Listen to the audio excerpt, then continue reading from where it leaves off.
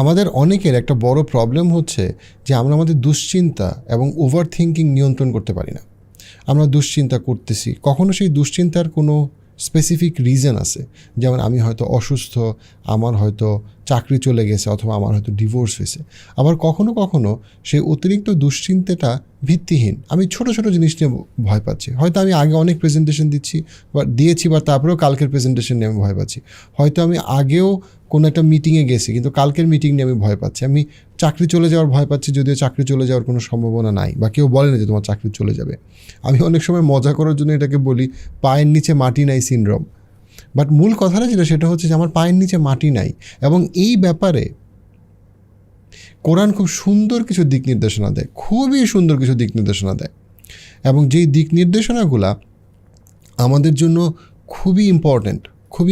আমরা যদি কোরআনের জায়গা থেকে দেখি যে কীভাবে দুশ্চিন্তা দূর করে, বা কীভাবে অতিরিক্ত পরিমাণে নার্ভাসনেস কীভাবে কন্ট্রোল করা যায়।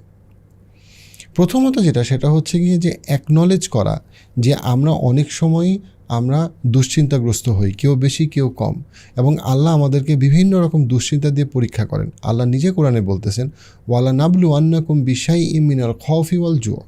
আয়াতের এই অংশে আল্লাহ বলতেছেন যে অবশ্যই আমি মানুষকে পরীক্ষা করব, এবং সেই পরীক্ষা যে জিনিসগুলো দিয়ে করবো তার মধ্যে একটা হচ্ছে খৌফ। এখানে খৌফ বলতে বোঝানো হচ্ছে ইন্টেন্স ভয়, ইন্টেন্স ফিয়ার, রাইট? যেই ওয়ার্ডটার মধ্যে ডেফিনেটলি দুশ্চিন্তা ইনক্লুডেড। দুশ্চিন্তা, অতিরিক্ত নার্ভাসনেস, সামনে কি হবে, সামনে হয়তো খারাপ কিছু হবে, আমার হয়তো ক্ষতি হবে, আমি হয়তো খুব অসুস্থ হয়ে যাব, আমার হয়তো এমন একটা অসুখ হয়েছে যেটা কেউ বুঝতেছে না। কিন্তু আল্লাহ নিজেই নিশ্চিত করছেন যে ধৈর্য ধরবে সেই সুসংবাদপ্রাপ্ত, মিনিং সেই আসলে এই দুশ্চিন্তা থেকে বের হইতে পারবে। তবে আল্লাহ পরীক্ষা করবেন।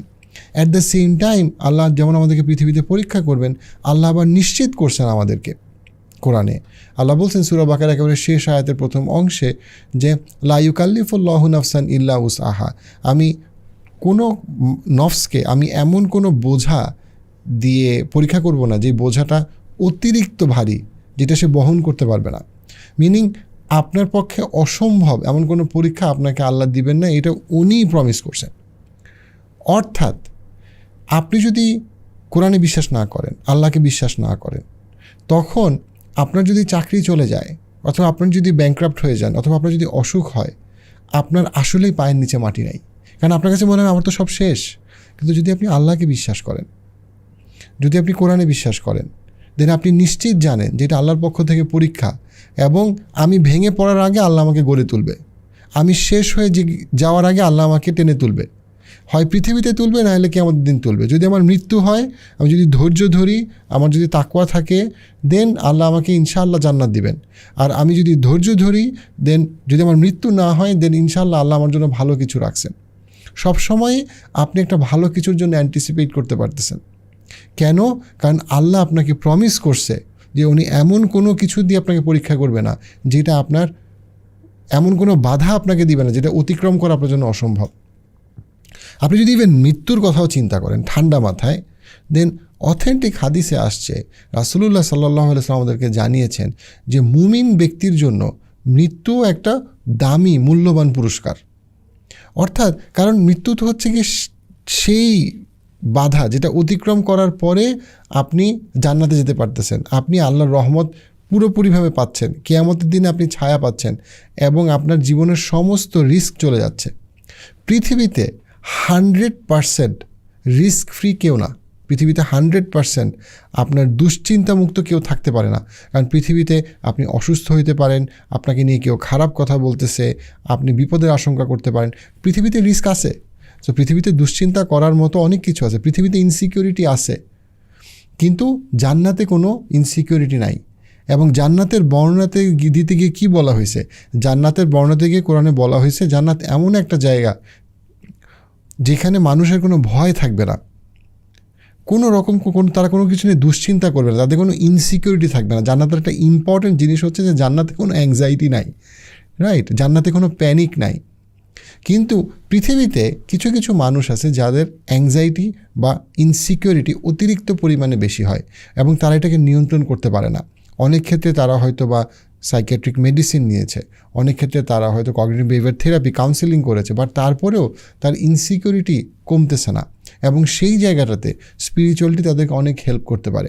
একদিকে যেমন ডেফিনেটলি আপনার প্রচণ্ড অ্যাংজাইটির পেশেন্টদেরকে আমরা দেখি যে তাদেরকে সাইকিয়াট্রিক মেডিসিন কিছু ক্ষেত্রে অনেক হেল্প করে, অনেক ক্ষেত্রে কগনিটিভ বিহেভিয়ার থেরাপি অনেক হেল্প করে, অনেক ক্ষেত্রে মেডিটেশন অনেক হেল্প করে। অ্যাট দ্য সেম টাইম অনেকের ক্ষেত্রে স্পিরিচুয়ালিটি বা কোরআনের সাথে ভালো সম্পর্ক করে অনেক হেল্প করে।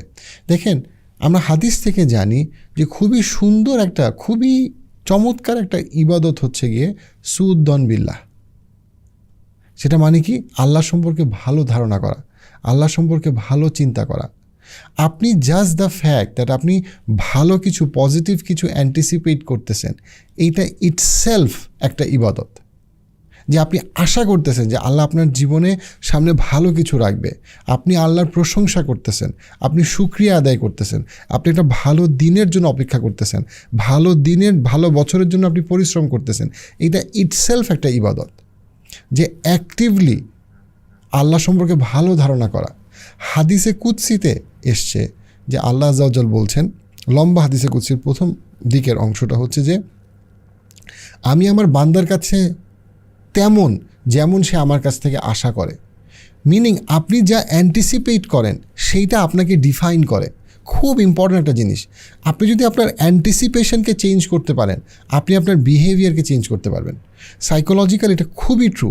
আপনি যদি অ্যান্টিসিপেট করেন যে খুব খারাপ কিছু হবে, আপনার সাথে আপনার স্বামীর ঝগড়া লাগবে বা স্ত্রীর ঝগড়া লাগবে, আপনার অফিসের বস, নতুন অফিসের বস আপনাকে নিয়ে কুটনামি করবে, অথবা আপনি যদি আশা করেন যে বাংলাদেশ দেউলিয়া হয়ে যাবে, বাংলাদেশের সমস্ত ব্যাংক বন্ধ হয়ে যাবে, প্রত্যেকটা জায়গাতে আপনি যদি ইনসিকিউরিটিতে ভোগেন, দেন অটোমেটিক্যালি আপনার বিহেভিয়ার, আপনার কথা, আপনার নেতিবাচকতা তৈরি হবে।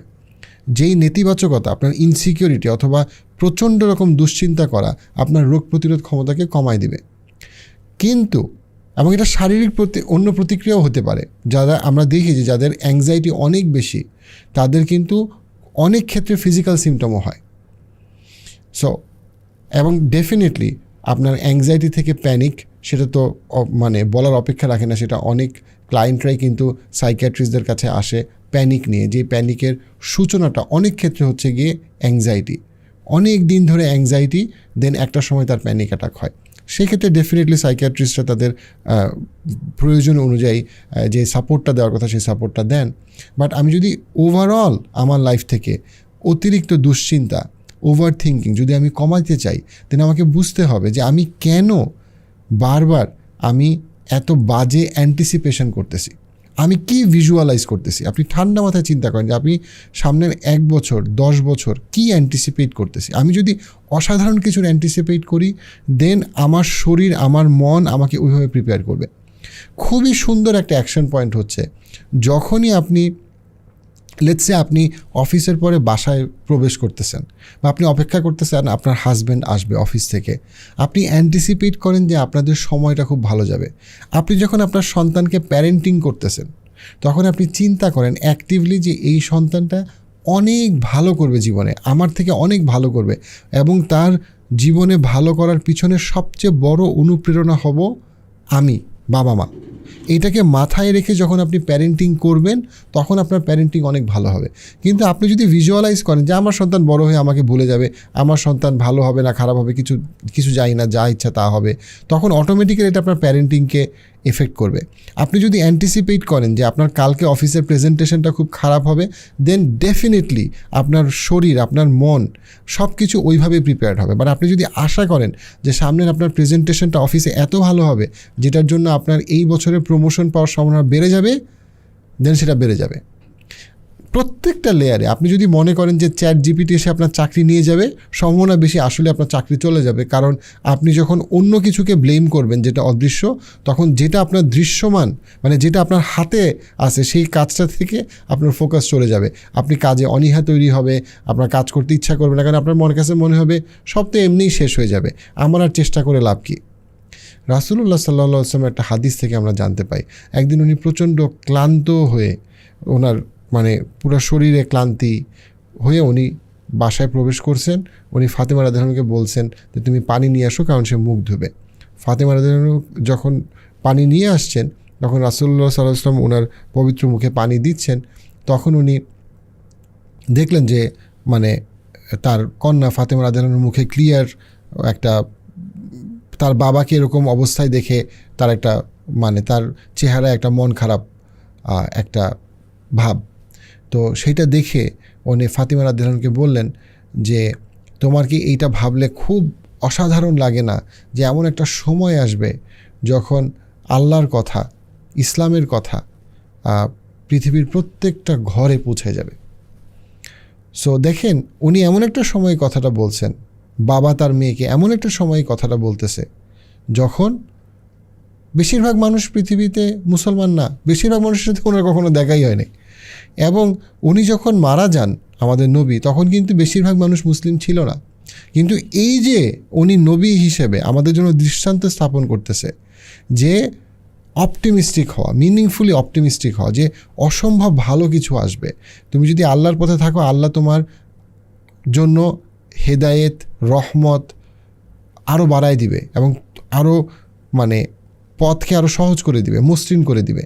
এই যে জিনিসটা উনি ওনার মেয়েকে বুঝাইতেছে এমন একটা সময় যখন আশেপাশে আসলেই সব কিছু অন্ধকার, বেশিরভাগ মানুষ মুসলমানদেরকে হত্যা করতে আসতেছে, অল্প কিছু মানুষ মাত্র মুসলমান, এবং ইসলামের আলো খুব বেশি পৌঁছায় নাই, এবং যাদেরকে ইসলামের কথা বলা হয়েছে তাদের অনেকেই ইসলামকে প্রত্যাখ্যান করছে। সেই সময় এটা বলা হচ্ছে আমাদের ধর্মের প্রত্যেকটা লেয়ারে লেয়ারে মিনিংফুল অপটিমিজমের কথা বলা হচ্ছে। What you are anticipating is waiting for you, what you are anticipating is waiting for you. আপনি যা আশা করতেছেন সেটা আপনার জন্য অপেক্ষা করতেছে। আপনি যদি আশা করেন যে বিরাট একটা বিপদ হবে, অথবা আপনার বউয়ের সাথে খারাপ একটা ঝগড়া হবে, অথবা বিয়ের পরে ঝামেলা লাগবে, অথবা অফিসে গেলে বস আপনাকে ঝাড়ি দিবে, তখন ওইটাই আপনার জন্য অপেক্ষা করতেছে। কেন আমি এটা বললাম? কারণ আপনি যেইটার জন্য আপনি যেটা অ্যান্টিসিপেট করতেছেন ওইটা অনুযায়ী আপনার কাজ হবে, আপনার বডি ল্যাঙ্গুয়েজ হবে, আপনার ভয়েসের টোন এরকম হবে, রাইট? যেমন ধরেন আমি একটা ভিডিও রেকর্ড করতেছি, এখন আমি যদি অ্যান্টিসিপেট করি যে আরে কমেন্ট সেকশনে তো মানুষ সমানে গালি দিবে, কেউ তো আমার কথা শুনবে না, এবং যারা শুনবে তারা সবাই আমাকে ধর্ম ব্যবসায়ী, তাবিজ ব্যবসায়ী, হাবি জাবি, গালাগালি, আপনি সাইকোলজিস্ট, আপনি কেন ধর্ম নিয়ে কথা বলেন, আপনি কেন আপনার যোগ্যতা কি, আপনি তো ফালতু লোক, আপনাকে তো দেখে আমার প্রতারক মনে হচ্ছে, আমার কাছে গোপন তথ্য আছে যে আপনি আসলে বিশ্রী লোক, কুৎসিত লোক। আমি যদি এটা অ্যান্টিসিপেট করি, খেয়াল করেন আমার কিন্তু ভিডিও ডেলিভারি অটোমেটিক্যালি খারাপ হবে। আমার কাছে মনে হবে থাক ভিডিও না করি, থাক আজকে ভিডিওটা না করি, বা ভিডিও করলেও কি বলবো না বলবো। বাট আমি যদি বিশ্বাস করি, যেটা আমি আসলেই বিশ্বাস করি, যে আমার এই কথা দ্বারা সত্যিকার অর্থেই একটা মানুষের হইলেও উপকার হবে, সত্যিকার অর্থেই একটা মানুষের দুশ্চিন্তা কমবে, সত্যিকার অর্থে একটা মানুষ অথবা এই উসিলায় আল্লাহর সাথে সম্পর্ক করবে এবং আল্লাহর পক্ষ থেকে হেদায়েত প্রাপ্ত হবে, এই ভিডিওর কারণে সত্যিকার অর্থে একটা মানুষের হইলেও তার নার্ভাসনেস কমবে, একটা মানুষের হইলেও কমবে। সে পৃথিবীর যে প্রান্তেই থাকুক, হয়তো তার সাথে আমার কোনোদিন দেখা হবে না। আমি যদি সত্যিকার অর্থে সেটা বিশ্বাস করি, যেটা আমি আসলেই বিশ্বাস করি, তখন কি হবে? সেই কনফিডেন্স, সেই আত্মবিশ্বাস আমার ভয়েসে আসবে, আমার চিন্তায় আসবে, এবং যদি আল্লাহ রহম করে আসলেই কোনো একটা মানুষের হইলেও এটাতে অনেক উপকার হবে। সো আমরা যেন, আমাদের পায়ের নিচে মাটি আছে, কিন্তু আমরা যেন মনে না করি যে আমাদের পায়ের নিচে মাটি নেই। সবসময় যেন দুশ্চিন্তা না করি, আরে আমার ছেলেমেয়ের কী হবে, ওরা স্কুলে গেছে পৌঁছালো কি না, আরে ও অফিসে গেছে পৌঁছালো কি না, আরে আমার সামনে প্লেনের ফ্লাইট আছে, আমার কি ফ্লাইট ঠিকমতো আমি রিচ করতে পারবো কি না। সব ব্যাপারে যেন আমি দুশ্চিন্তাটাকে যেন আমি নিয়ন্ত্রণ করতে পারি। কীভাবে নিয়ন্ত্রণ করব? আমি অ্যান্টিসিপেট করি। আমরা যেন মনে রাখি আমি যেটা অ্যান্টিসিপেট করতেছি সেটাই আমার জন্য ওয়েট করতেছে। আমি যদি অসাধারণ ভালো কোনো কিছুর অ্যান্টিসিপেট করি, মিনিং খুব ভালো কিছু সামনে আসতেছে, তখন ওই অনুযায়ী আমি নিজেকে প্রস্তুত করব, এবং আমি ঠিকই সামনে গিয়ে দেখবো যে ইনশাল্লাহ ওইটাই আমার জন্য অপেক্ষা করতেছে। লাইফস্প্রিং ফাউন্ডেশনের মাধ্যমে আমরা মানুষের ইফতার, বাড়ি বিনির্মাণ করা, রিক্সা, ভ্যান গাড়িতে মানুষের কর্মসংস্থানের ব্যবস্থা করা সহ আরও অনেকগুলা জরুরি কাজে মানুষকে ত্রাণ সেবা দিচ্ছি। জাকাতের প্রজেক্টে আমরা জাকাত দিচ্ছি। আমি আমার জাকাত এবং দান লাইফস্প্রিং ফাউন্ডেশনে দিচ্ছি। আপনিও যদি মনে করেন দেন আপনি আমাদের সাথে জয়েন করতে পারেন।